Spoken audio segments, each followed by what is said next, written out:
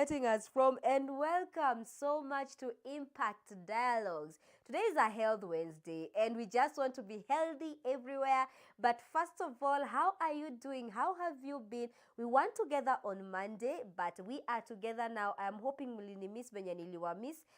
By the way, we are going to talk about that later. You're going to text me right there. But right about now, welcome to Impact Dialogues. And it is my hope and prayer that you've been okay, you've been in good health, and you've been keeping yourself healthy. Because I remember the last time we had my Health Wednesday, the last my Health Wednesday episode, we did speak a lot about keeping our health in check, keeping our physical health in check, our mental health in check. And speaking about mental health in check, this is the Mental Awareness Month. That's right. May is the Mental Awareness Month. Now, we are going to introduce a bit of what Mental Health Awareness Month is all about. Then next Wednesday, on our Health Wednesday episode, we are going to have a mental health expert with us right here, one or two, and then we are going to demystify this, because this is something that is going on throughout the month. This is a conversation that we are going to be having throughout the month, because mental health is a big issue right now in the country. Statistics are not looking very good for us right now. You know, people are committing suicide because of depression. People are committing suicide because they just can't talk to anyone.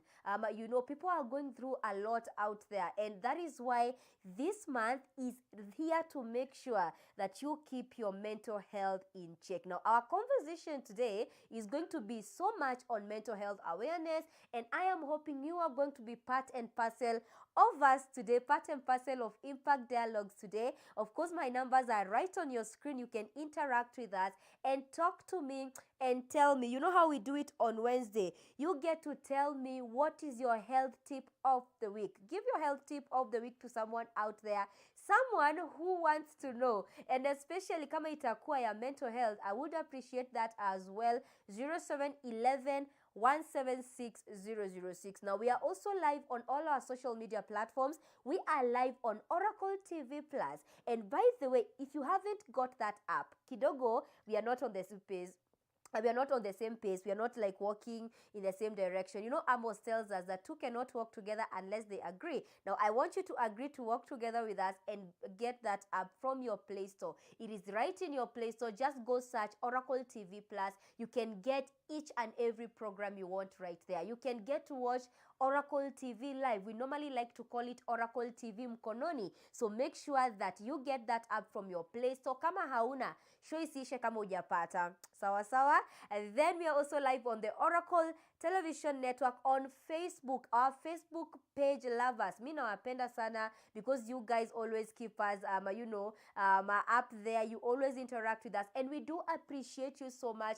We do love you so much. So wale ambao wanani watch Facebook, make sure you leave me there a like, a reaction, a heart, what else, a hug, whatever reaction you're going to leave. Just tap on that reaction button, either like and also share this particular live, and also live on YouTube, the Oracle Television Network. Make sure that you subscribe to that as well. Why do I say subscribe? Every time we are going live, you always are the first one to know. Every time we are going live, you are not being left behind. We are live on all those platforms, and I do expect you to interact with me. I do expect you to comment right there on Facebook. I do expect you to comment on YouTube. I do expect you to send me your health tip of the week on WhatsApp 0711 176 006. That number inalan pale tu kwa screen yako. You just check that out and text me right there. I do expect you to call me as well. I'll be picking a few calls maybe before we wind up the show.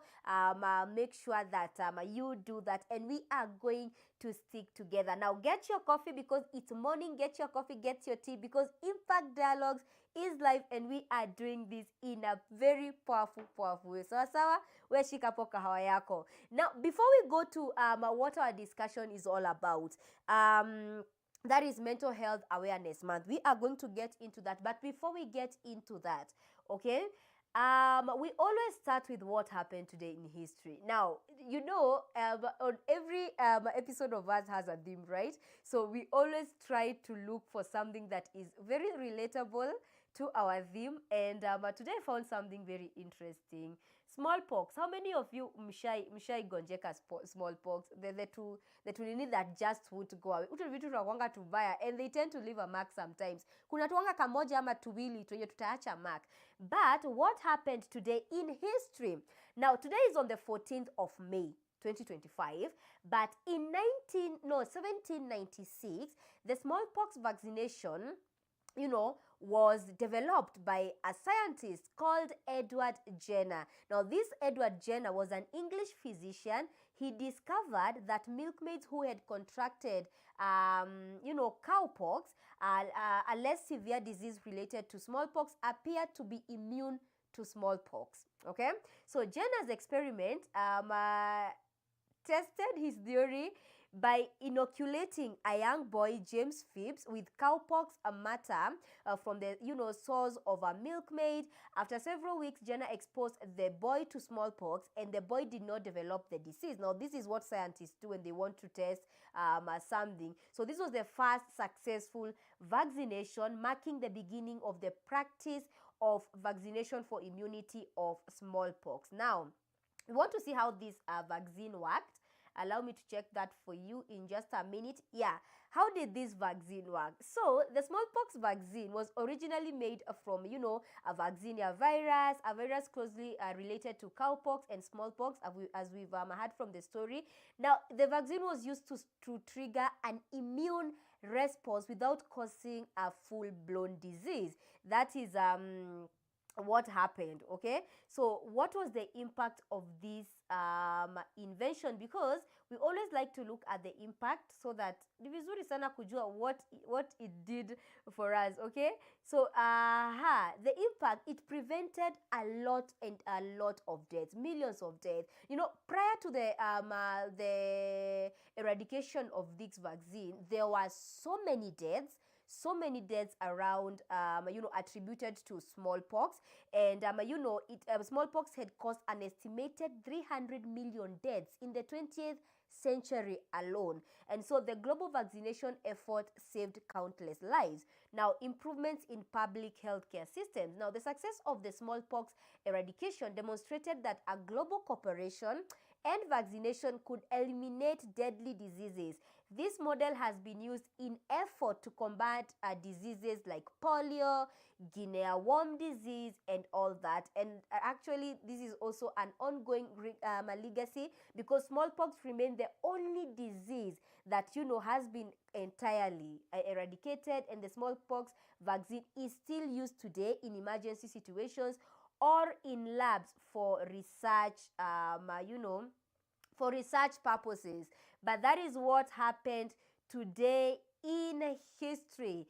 The smallpox vaccination was invented, or rather was developed today by a scientist named Edward Jenner. Now, if you didn't know, now you know, right? If you didn't know, now you know. That is what happened today in history. You tell me what you think about that as I continue to see who has checked in with us this morning. Good morning, Ruth.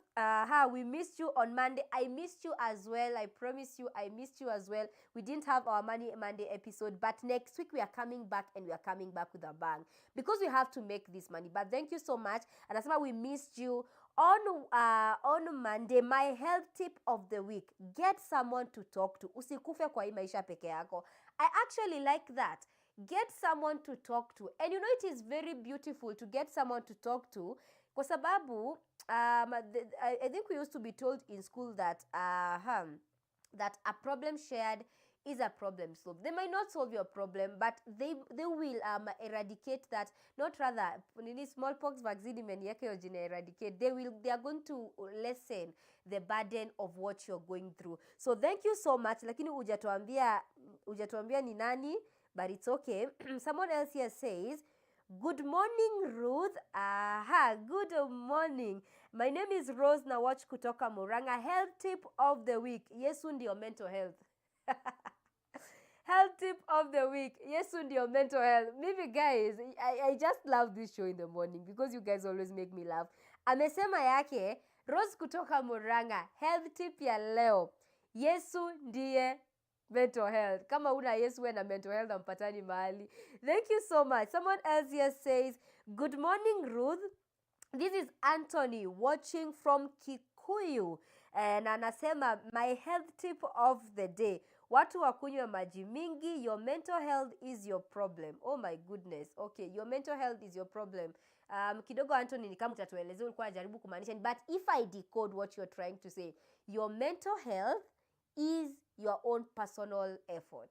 I don't know if nimesema kenye ulikuwa unajaribu kusema, but thank you so much Anthony. We do appreciate you keeping us locked, or keeping it Oracle Television Network. I'm looking for a message that I'd seen here. Sijui mahali imeenda. Let me check that. I don't know if it was on WhatsApp. Yeah, no, it wasn't on WhatsApp. Good morning, Ruth. Good morning. This is Wangeshi watching all the way from Syokimau. Nawatakia watu wote Health Wednesday mzuri. Tip of the day, watu wakule matunda kwa wingi. I love that. Tip of the day, watu wakule matunda kwa wingi. That's actually pretty amazing. Watu wakule matunda kwa wingi. Thank you so much. Someone else here says before we go on, good morning, Ruth. My health tip of the day, ongelesha watu, si kila mtu anakubeba vibaya. I like that.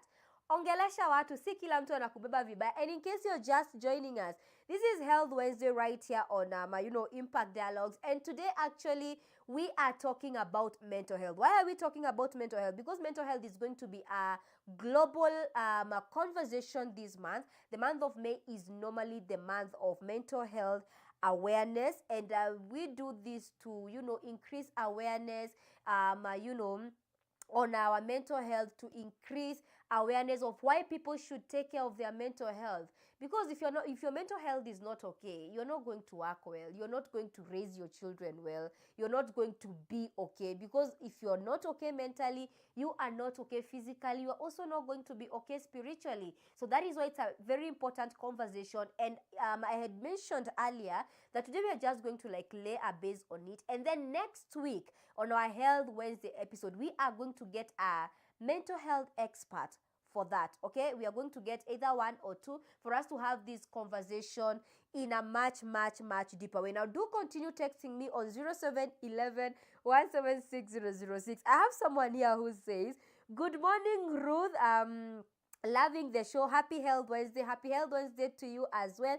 Anasema tip of the day. Yake hata siko sure kama yako ni tip, but let me just read it as it is. Anasema hivi, sometimes we tend not to talk to people because we are afraid of what they will think about us, and then later we end up depressed and later kill ourselves when we could have just spoken it out na tuisolve. You never know na tuisolve hivyo. You never know who holds what you want. That is true, because by the one thing about nature, God blesses men using men. You see that problem you're going through ambayo inakupatia stress, you never know who could be holding that for you. And I like that so much. I just love that so much. Thank you so much. Lakini hujatuambia unaitwa nani, but I do appreciate you. Nehemiah, I see your message. We are going to answer you immediately after the show. Now that we've looked at what happened today in history, we want to check at our weather update, see how our weather is doing this morning. Watu wa Nairobi najua hatujanyeshewa leo. Jana kulinyesha. Yesterday it rained.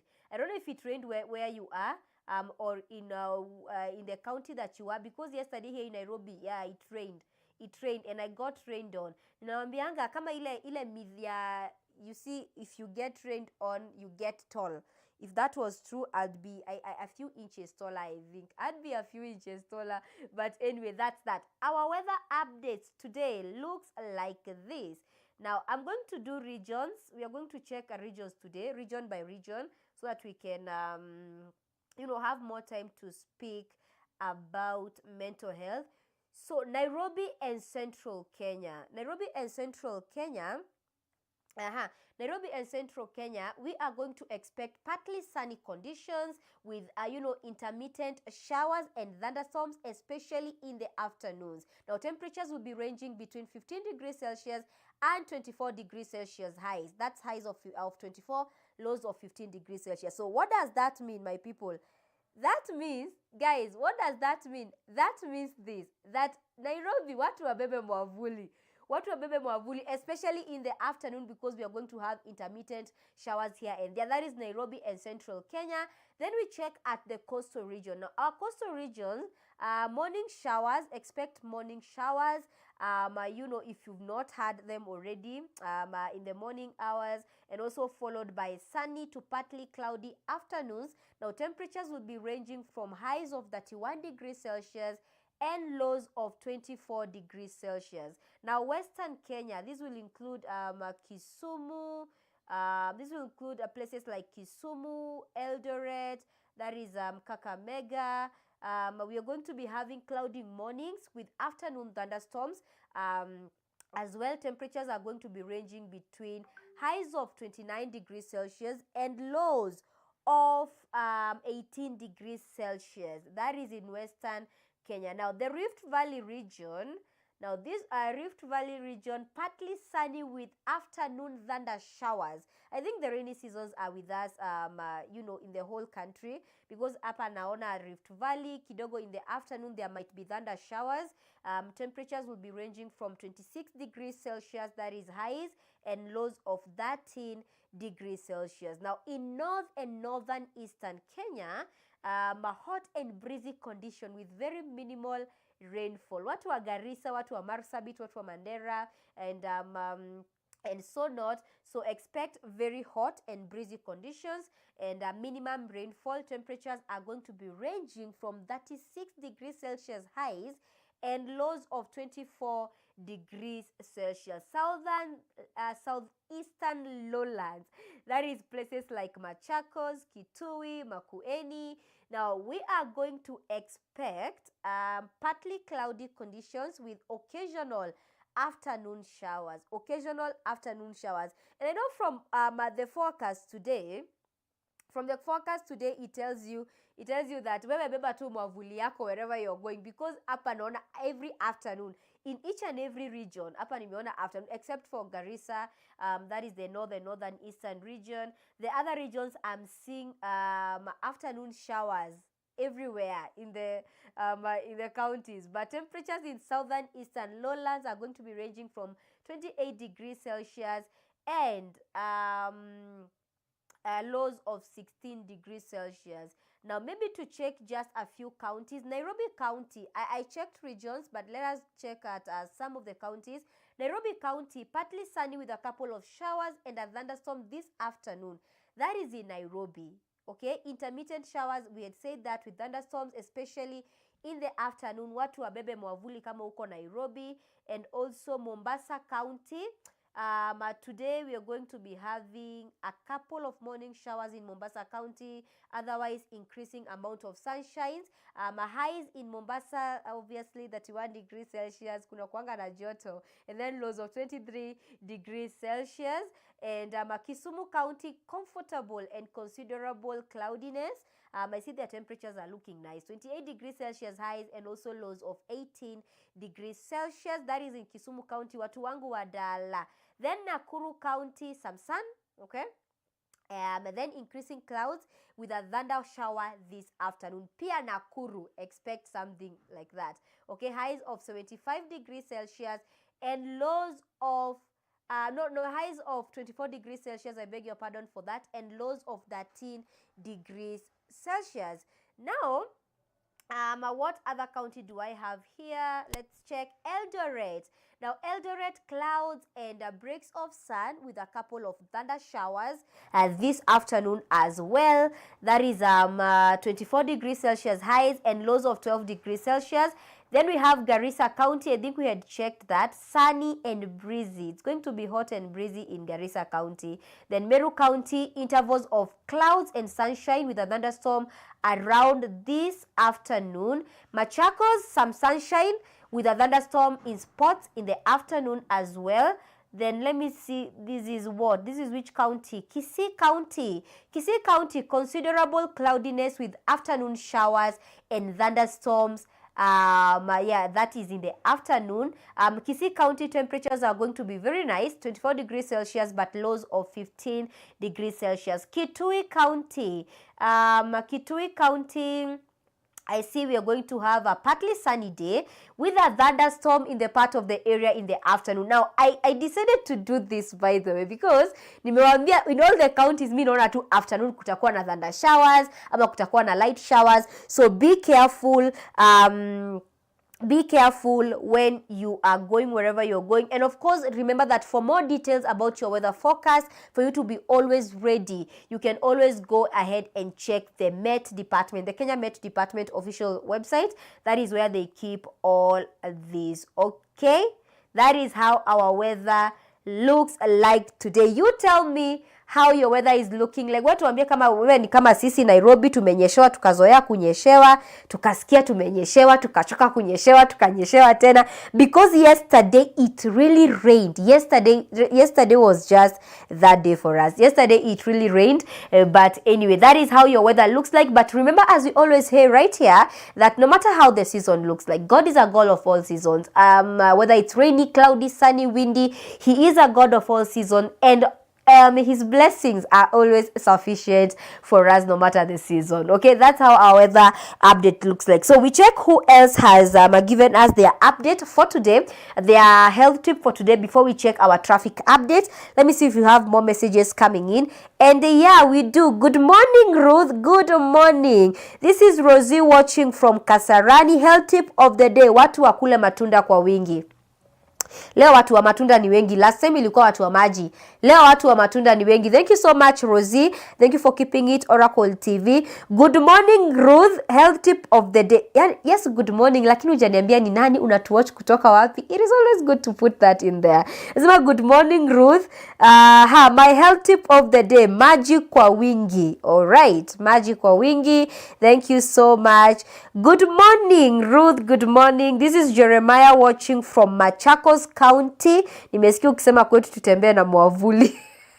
Ni ukweli. That's how the weather looks like. Wamesema there might be possible showers in the afternoon. And by the way, you know, the rainy season is here with us. And we need to be very careful. Tusinyeshewe. And also we need to keep very warm. Usikubali kunyeshewa upate homa. Okay? But thank you so much for keeping it tuned. I love Jeremiah anaendelea kutuambia his health tip of the day. I actually like this. His health tip of the day: number 1, pray. Number 2, exercise. Number 3, kunywa maji kwa wingi. Number 4, eat healthy. Yamekupatia zake 4. Number 1, pray. 2, exercise. Amesema kunywa maji kwa wingi, eat healthy. That is his health tip of the day. Thank you so much, Jeremiah. Remember, you can continue texting us on that number that is on your screen, 0711-176-006, and we are going to do this together. You tell me, where are you watching us from? And also tell me, what is your health tip of the week? Susan, watching from Migori County, anasema sijasoma. Aki Susan, usikuwe hivyo. Nimesoma sasa ndo hii. Susan anasema sijasoma message yake for a few days now. It is well, Susan. Here we are. But Susan anasema her health tip of the day: watu wakunywe maji mingi. And in regards to I beg your pardon for that. Yeah, and she continues to say, in regards to mental health awareness, always find someone to talk to, because no man is an island. I like that. Thank you so much, Susan. Keep it tuned, Oracle Television Network. And to you who's watching us back at home, this is the Mental Health Awareness Month, and we are having this conversation today. But before we get in there, I want to know, what is your health tip of the day? What is your health tip of the day? Unaweza kuwa Jeremiah, you give us 4. You can be Susan, utupatie moja yako, and also add something on mental health or whatever you are going to find fit. Now, I want us to check our traffic updates and see what is happening on our roads this morning. And Thika Road traffic is flowing very smoothly. No significant, delays reported this morning. So it's looking good. That is on Thika Road. And there's no major incidents that have happened on the road this morning. Then we go ahead to check Mombasa Road. Okay, before we check that, we have a call. Maybe we pick it first. Sorry for that. Oracle TV, hello. Yes, good morning. Good morning. Tunaongea na nani? Tunaongea na Teresia Karanja. Teresia, unatuwatch kutoka wapi? Na watch kutoka Molo. Molo, thank you so much. What is your health tip of today? Hello Teresia. Yes. Health tip yako ya leo ni gani?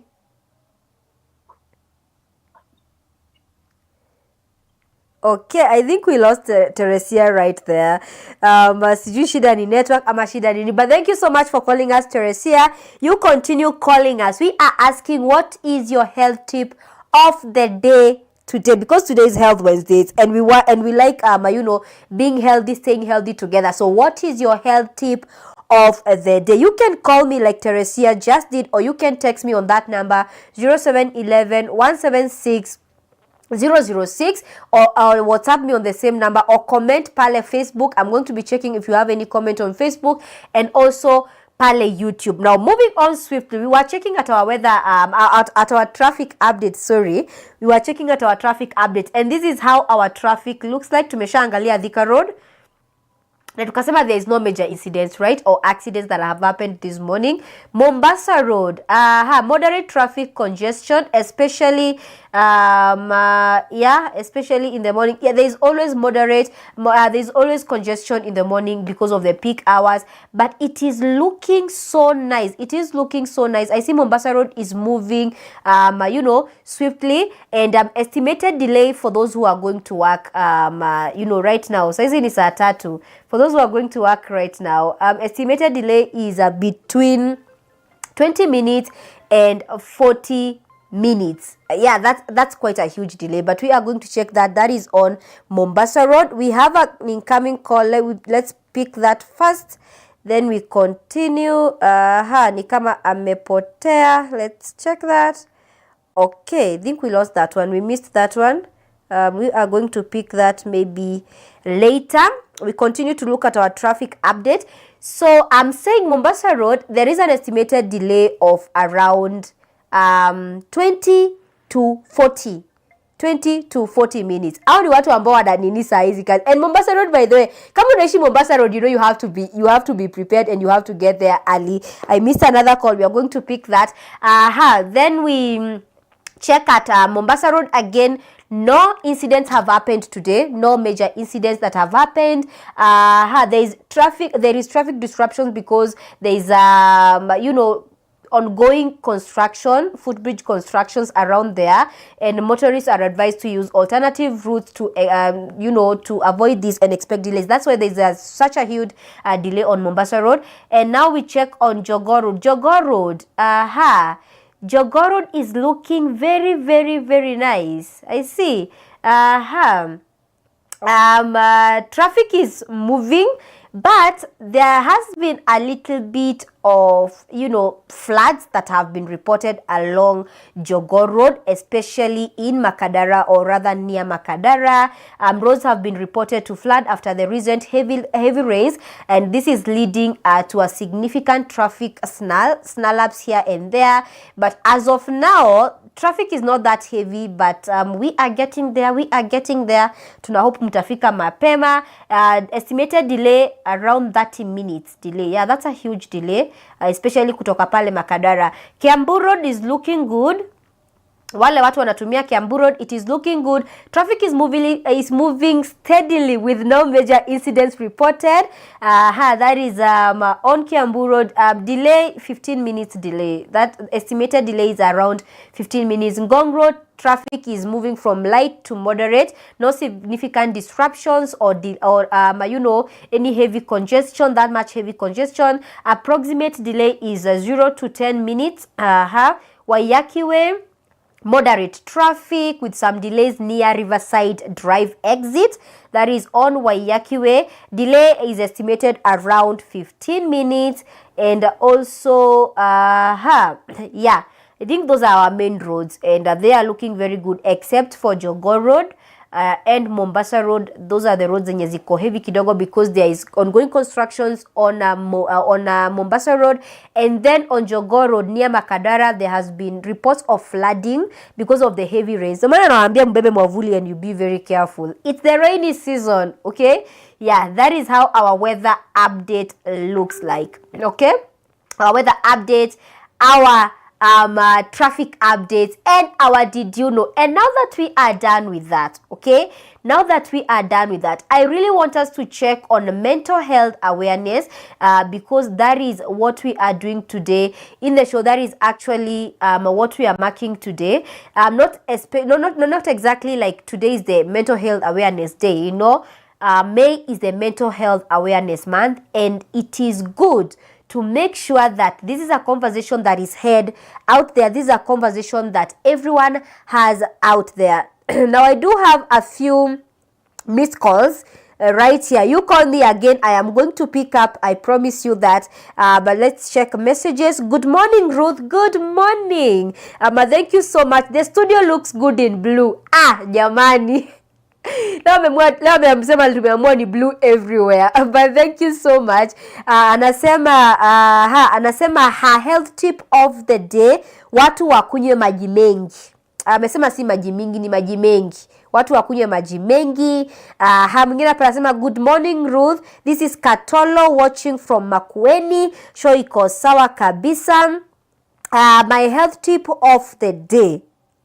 Hii kwanza nitachukua pause. Shika kikombe yako, we just cheers because this is nice.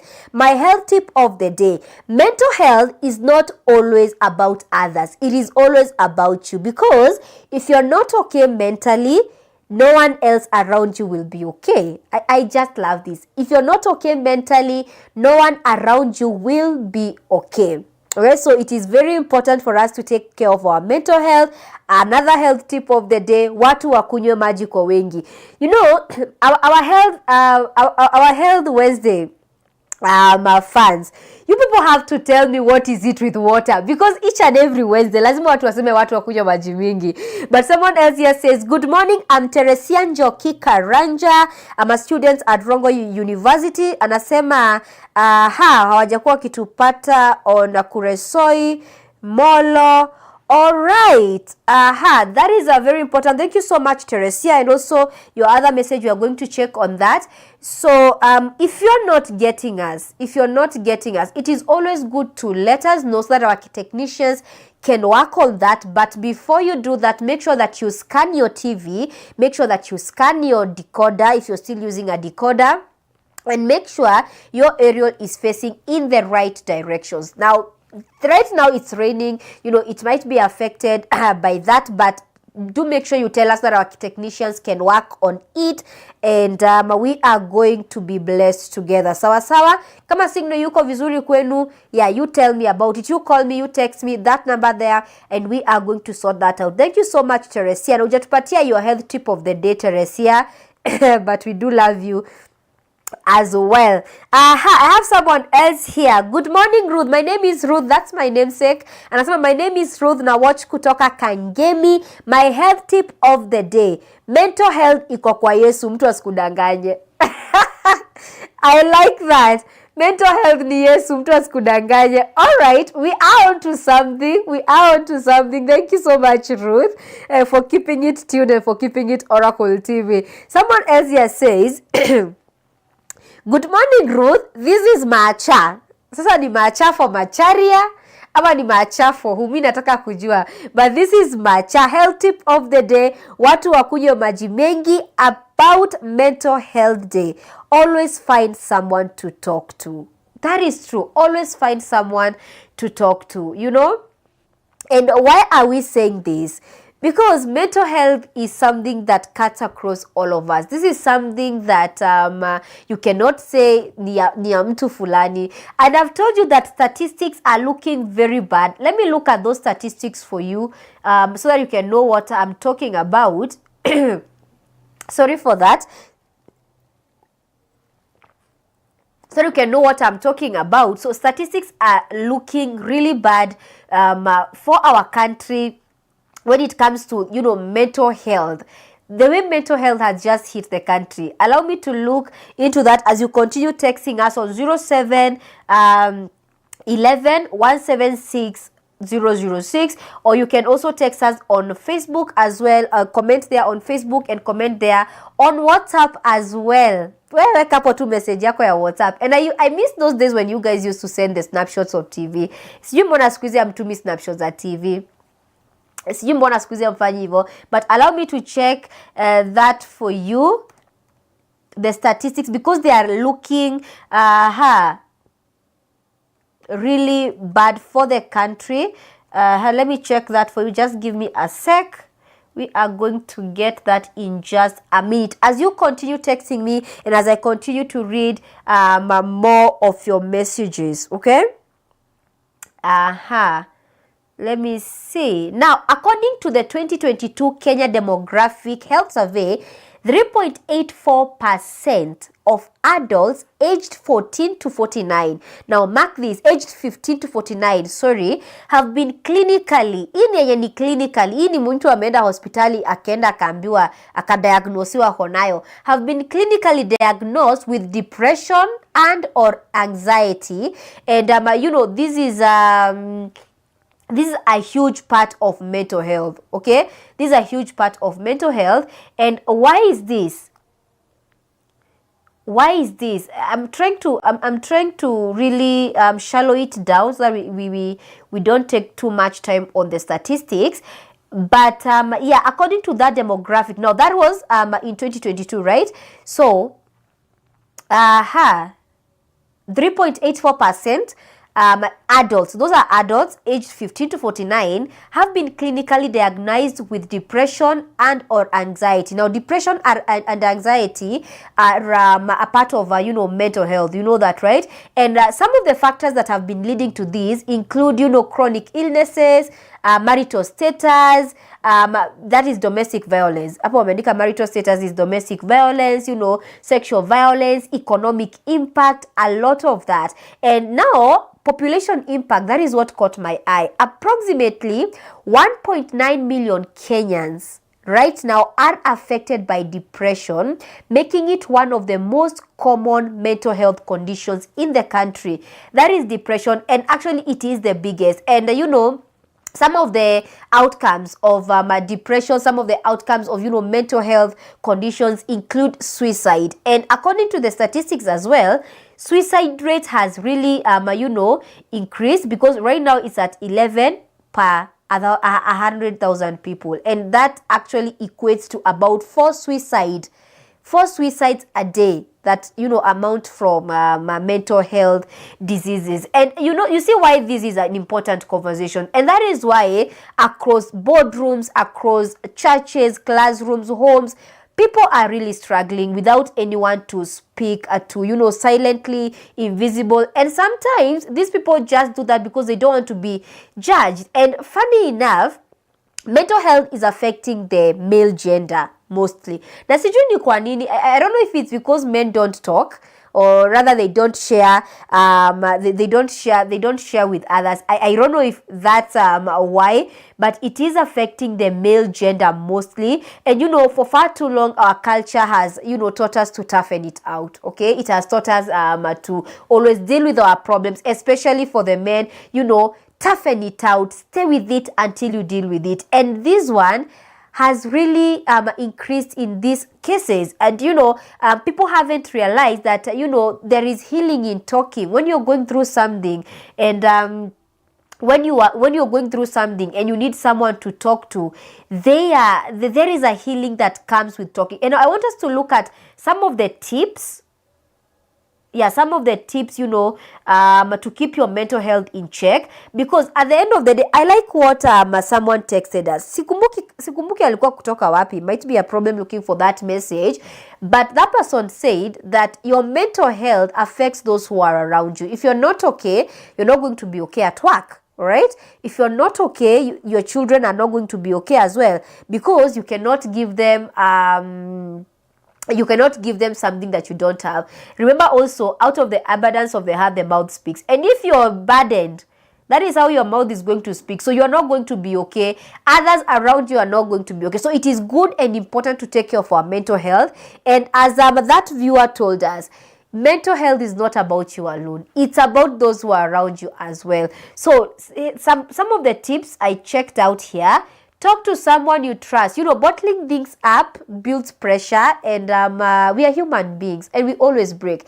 Everyone needs someone to talk to. So whether it's a friend, whether it's a mentor, whether it's your pastor, and especially hapo kwa pastor, whether it's your pastor, talking it out will help lighten the emotions, will help lighten that emotional baggage, that emotional weight, and will help lighten the burden. And remember that there is a healing in talking, okay? And that is why you see women sorry for that.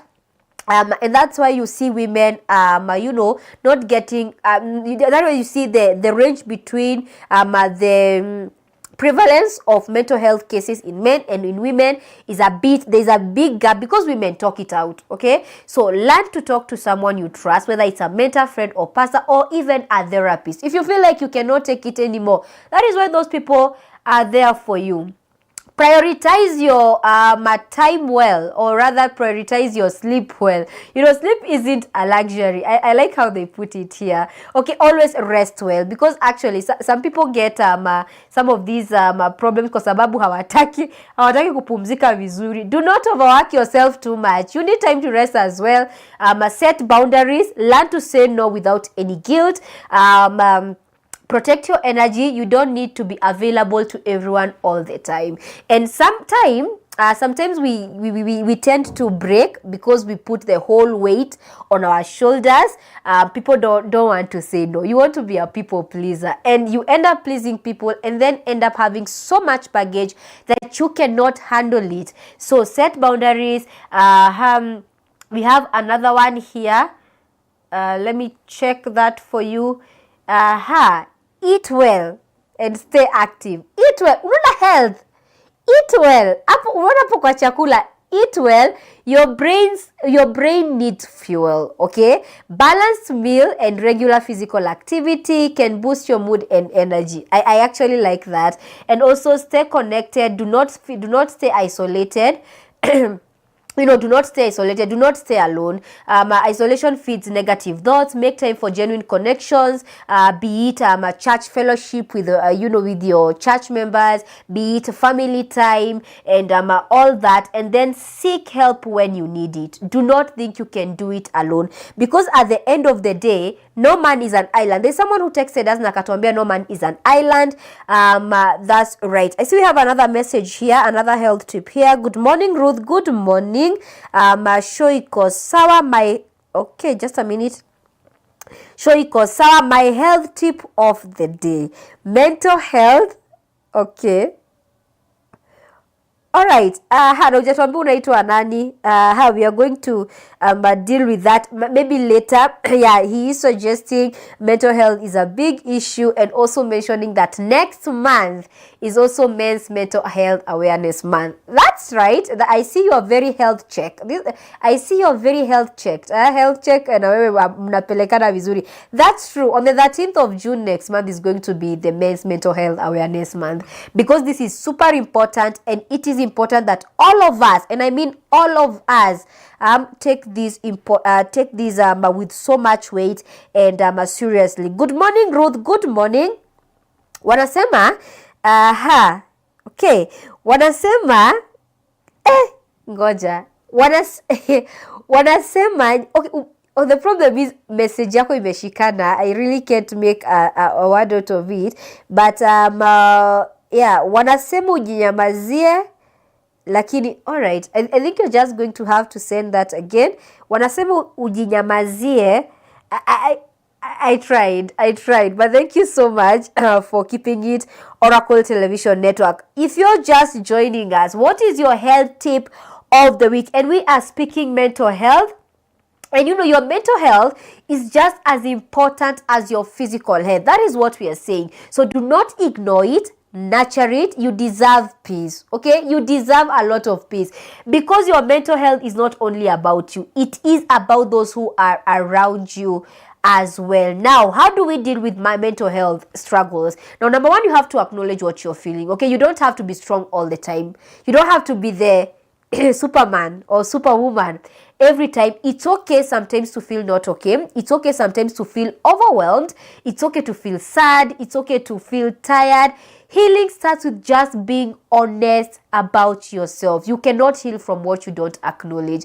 It is the same way. Hawezi tibu ugonjwa wenye haujui ni gani. So first of all, acknowledge what you're feeling or acknowledge what you're going through. Then you are going to start dealing with it from there. Talk about it. We've already spoken about that, right? Talk about it. Find a space, a safe space, a friend, a family, a therapist, a pastor, sana sana hapo pastor, and also make sure that you are keeping your feelings out there. Okay, manage environments that you're in. You know, some environments tend to stress you out. If you find that an environment is stressing you out too much, it is always good to manage. Just move to somewhere your surrounding is going to be suitable for you, because your surrounding will affect your mind. That is for one thing for sure. So simplify your space. Make sure that you limit toxicity, because toxicity is actually one of the attributing factors of mental health illnesses. That is depression, that is anger. Someone told me that anger is also categorized as a mental health condition. Mimi sijui kwa nini, kuna mtu aliniambia hivyo.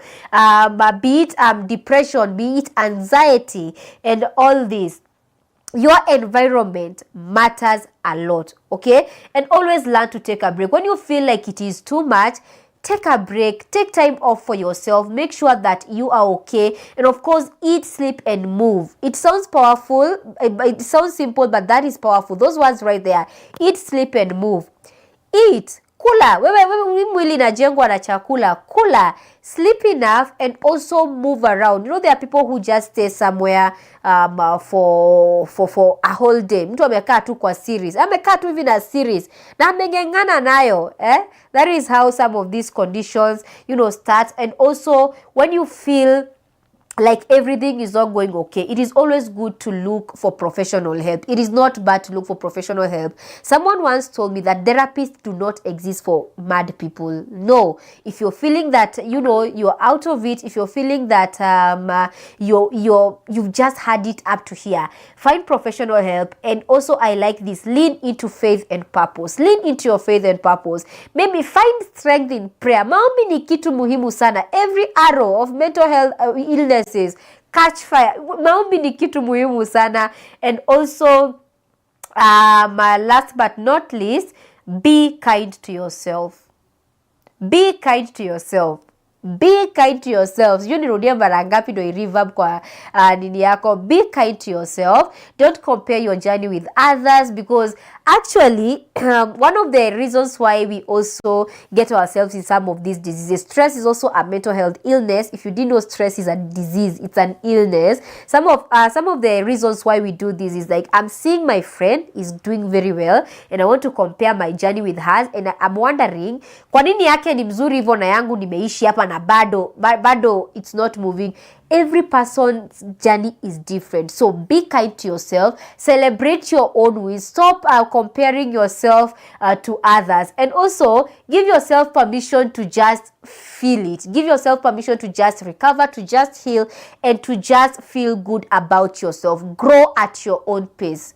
Grow at your own pace, because my purpose is not your purpose. And you know, when you're comparing my purpose with your purpose, utapoteza kidogo. So be kind to yourself. And actually, that is so powerful. Be very, very, very, very kind to yourself. I like that. Be kind to yourself. What are tujipendi? You want to look at others, but you do not want to look out for yourself. Okay, be kind to yourself, and also make sure that you talk to someone. At least that is what I'll lay weight on. Talk to someone. Always learn to talk to somebody out there. Okay, now I want to read two last messages before we wind up.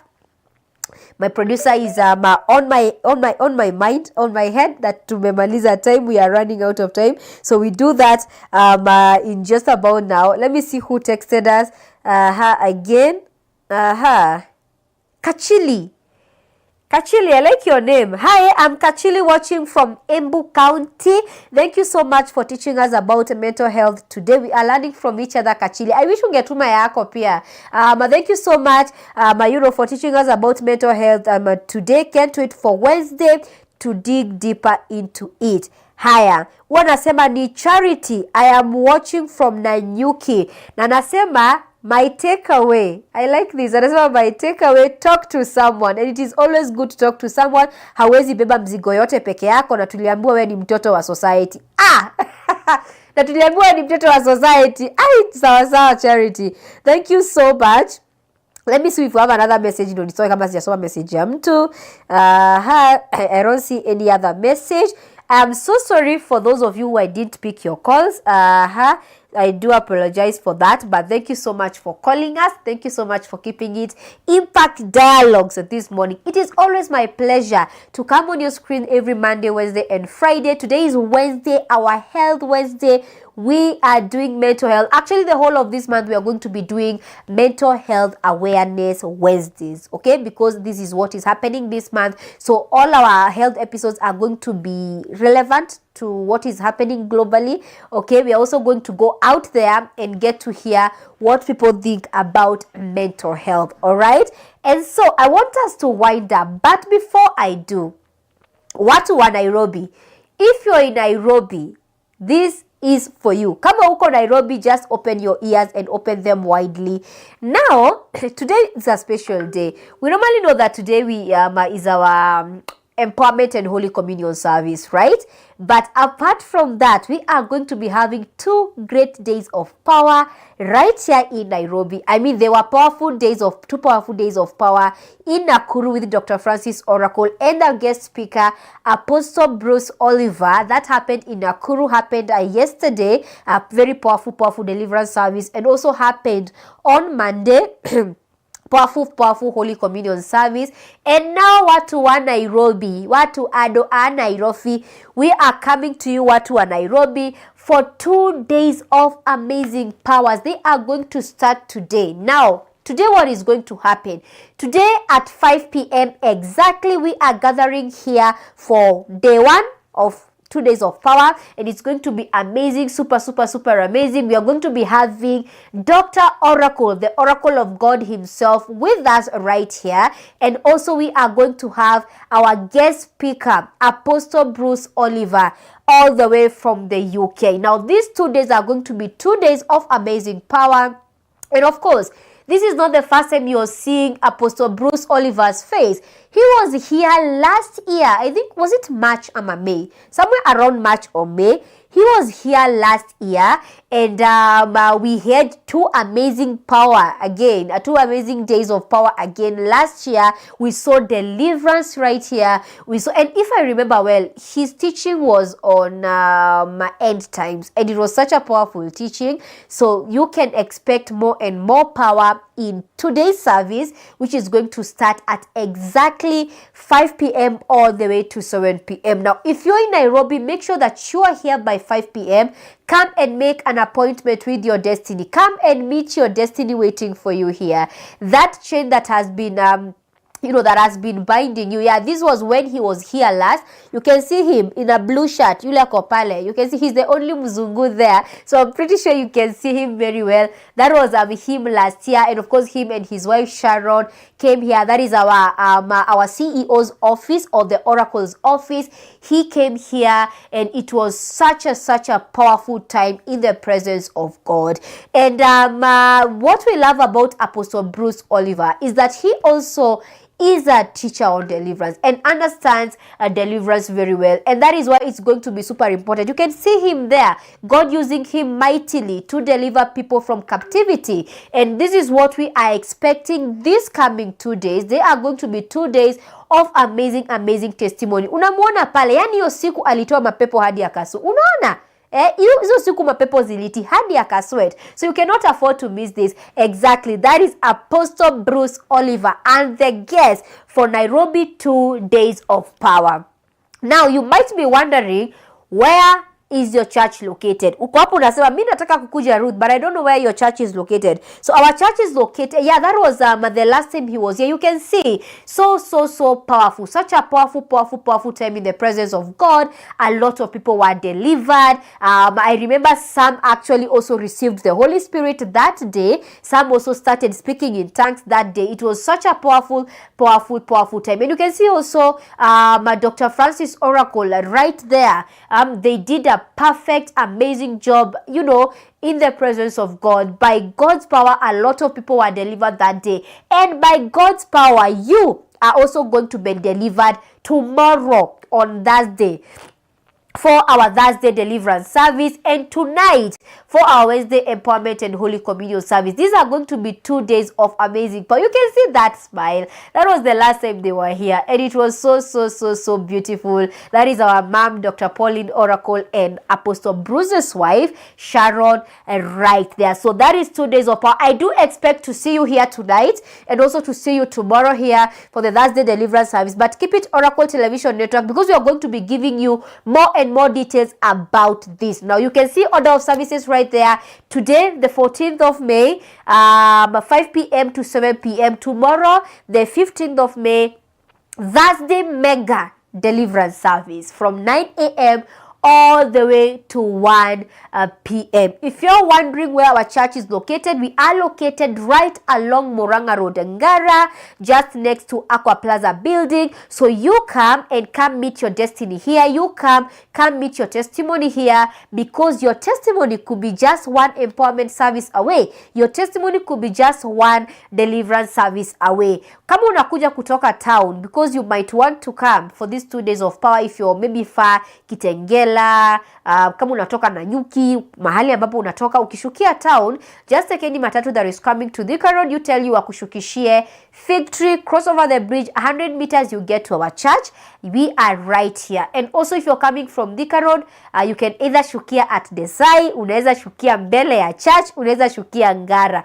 Yani hii ni wewe ndio utaamua penye utashukia, but we are going to be here waiting for you tonight from 5 p.m. to 7 p.m. and tomorrow from 9 a.m. to 1 p.m. All right? And now, thank you so much for everyone who has joined us for our show this morning. Deliverance service ishaanza kuningia kwa system for our show this morning. This has been Health Wednesday, of course, with me, Ruth Wanjiru. It has been a pleasure having you with me. It has been a pleasure being on your screen for these Impact Dialogues today. Until we meet on Wednesday on Friday for our Social Fridays, I want you to stay blessed. I want you to stay happy, and I want you to keep it healthy, and I want you to check on your mental health. Until next time, my name is Ruth Wanjiru, and have a good day.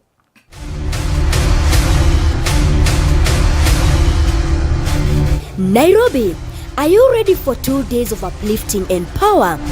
Can I hear people pray? Achilia sasa. Yes. Achilia maisha yako. Achilia. Achilia.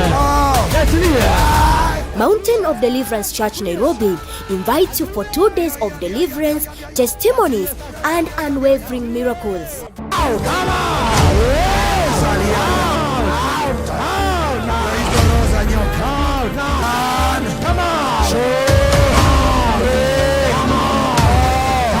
Hosted by Dr. Francis Oracle. You read in the papers, Soma kwenye magazeti, most of the people that die, watu wengi ambao hufa, they were just about to do something major. kuna jambo kubwa walikuwa wanakaribia kufanya, And that was their end. ikawa mwisho They wao. were just planning to do something major Ama wanapanga kufanya jambo kubwa sana, before they died. ndio wakaaga. But people just keep things secretly Watu waenda weka mambo kisiri, because they don't know maana hawajui what was the cause. sababu ilikuwa ni gani. Somebody say foundation. Sema misingi. Somebody say foundation. Tuaseme misingi. And graced by Apostle Bruce Oliver. One of our biggest problems shida moja kubwa in the church kanisani and as believers na kama and waumini as unbelievers na kama wasioamini is what we hear, ni kile tunasikia, what we see, kile tunaona and what we say. na kile tunasema. And this is a time Na huu ndio wakati you want a curse broken in your life. wewe unataka laana zivunjike maishani, You must be clean lazima uwe safi of anything that you have seen, tokana na chochote ambacho umeona heard, na kusikia or spoken. na kusema. These are 2 days that will mark a change in your life. On the 14th, join us for a powerful Holy Communion service as we do that which Christ promised us. And on the 15th, join us for a mega deliverance service. Come and make an appointment with your destiny. Remember, on the 14th and 15th of May, 2 days of power with Dr. Francis Oracle and Apostle Bruce Oliver. Make an appointment with your destiny. Faithful you are, all your promises, all your promises are yes and amen. All your promises are yes and amen.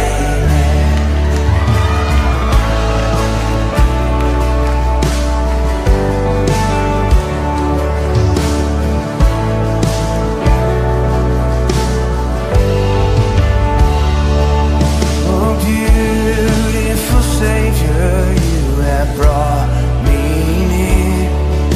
You pull me from. Amen, amen, amen. This is Dr. Pauline Oracle. I am talking to you from the Mountain of Deliverance Church. I am speaking to you from the Mountain of Deliverance Church, Nairobi, where the Lord relocated us to sometimes 1.5 years ago. And I am here to extend an invitation to every one of you that is watching me, to every one of you that is listening to me, wherever you're watching me from. I want to invite you on the 15th of June. 15th of June is going to be on a Sunday. We have a special funds drive towards the payment of the mortgage of this building that the Lord has given unto us, according to the word of God in 2 Samuel chapter number 7 from verse number 10. The Bible says, "Moreover, I will appoint a place for my people Israel, and will plant them, that they may dwell in a place of their own, and move no more. Neither shall the children of the wickedness afflict them any more, as before time." The Lord gave us this building sometimes last 1.5 years ago. We are still paying the mortgage, so we are extending an invitation for you to come and help us pay this mortgage on the 15th of June. It's going to be on a Sunday. We are going to project our building account right there, so that you can't make it on a Sunday. We are requesting that all our friends can be able to give us at least minimum 30,000. You can say, I'll give 50,000, I will give 100,000, I will give 1 million. But notwithstanding that, we are not saying you can't give less than 30,000. We are just challenging you to raise a sacrifice for us, so that we can be able to meet our target for that day. We are targeting 10 million on that day. So we are requesting you to come and help us. It's a Macedonian call for everyone who says, the Oracle has been a blessing to me. The Oracle has helped me. I enjoy the ministry of the Oracle. I enjoy Oracle TV. I enjoy the ministry of the Oracle. We are calling you to come on that day and help us. All the same, we have been having the pay bill of 100 shillings. The pay bill is also right there. I am still challenging you. So far, so good. We have made very good progress. We have not missed any installment of the mortgage since we started this 100 shillings pay bill.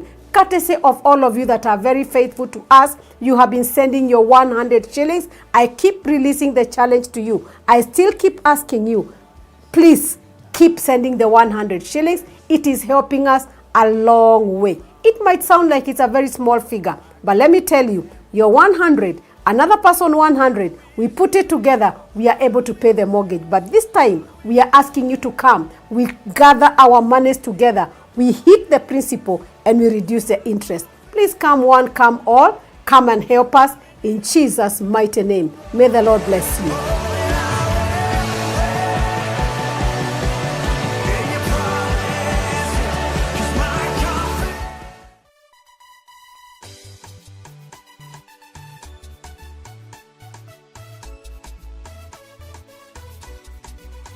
Hi, everyone. Hey, everyone, how are you doing? This is Dr. Pauline Oracle. Why am I here? I want to invite you for an etiquette dinner on the 17th of May. It's going to be a Saturday. Our dinner begins from 5 in the evening until around 8 o'clock. It's going to be a girls' day out. That is going to be a fabulous evening. What are we going to be doing in the dinner? It's going to be a 3-course dinner. We start with making your faces. We are going to have completely free makeup. My God. Whether you've ever done makeup or not, come. That day we are going to transform you into a completely different woman. Free makeup for every woman that comes for that dinner. No payment, nothing. Just come smartly dressed. Our dress code is purple, royal purple, or silver, or something at least to that, either a flower or something. You can put on something. Those are our colors. That is on the 17th of May. Charges are only 2,500 per person. How can you miss that? It's going to be a 3-course dinner. 3-course dinner. What is the dinner all about, Pastor Pauline? Number 1, we shall teach you dinner etiquette, how to use your culturally during dinner, so that when you're invited to those big meetings, because number 1, we have repackaged women to look like where they are going. So we are expecting you to be great women in the land. So you'll be invited for dinners when you go outside the country, even State House, you can be invited. So we want you to have dinner etiquette. Hatutaki uchanganye miguu ukiitwa zile dinners kubwa kubwa. We want you to be a woman that knows how to use your culturally, a woman that knows how to dress, a woman that knows how to behave herself on a dinner table. That is only 2,500, a 3-course dinner. Where is the dinner going to be? Right here at the Mountain of Deliverance on Moranga Road. We are just right on Moranga Road in Ngara, or on Moranga Road. You can never miss us. If you're using your vehicle, just put Google Mountain of Deliverance Church, Nairobi. It will bring until where we are. Parking is ample. We have a basement parking. So you come, you will not miss parking. So from wherever you're coming from, if you're coming from Thika, alight from a matatu, take an Uber, watakuwekea tu kwa gate. This is a dinner you cannot afford to miss. Number 2, we have a surprise candle lighting for every woman. We want you to light up your candle, then you go and light up your world. It's gonna be an exciting day. It's gonna be a time you cannot afford to miss. It's a girls' day out from 5 o'clock until 8 in the evening. We are going to release you to go home so that you can prepare yourselves for Sunday. But this one is a powerful etiquette dinner. Our dinner costs only 2,500. We have professionals that will be able to teach you how to use your culturally, how to place your things, how to organize yourself on a dinner table. How can you miss that? I want to invite all the ladies from all ages, young, old, middle-aged, single, married, from everywhere. This is a call for every woman. Whoever is listening to this advert, talk to a woman. Let's come for this dinner. My number will be right below your screen, so you can call me and ask me, how do I get my card? Because our card is in 2-fold. It's got a perforation right here. So when you get into the dinner, we are going to cut from the perforation. We give you back the card and we remain with this. So this is a powerful, powerful time for every woman to come. It's gonna be exciting. My God. Come dressed in a dinner dress and you're going to enjoy the day. 3-course dinner for only 2,500. If you think we are going to be having it in the church premise, yes, but we have a special hall. You will think you're in one of the 5-star hotels. Come one, come all, in Jesus' mighty name. Amen and amen.